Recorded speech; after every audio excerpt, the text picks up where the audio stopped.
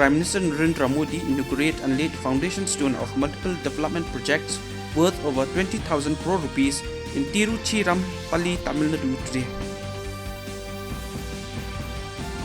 Union Home Minister Amit Shah will chair a high-level security review meeting on Jammu and Kashmir. The meeting will be held in New Delhi this evening.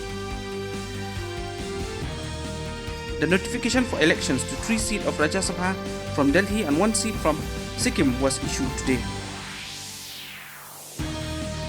In Japan, at least 48 people have now been confirmed dead in Ishikawa Prefecture as search for survivors continues.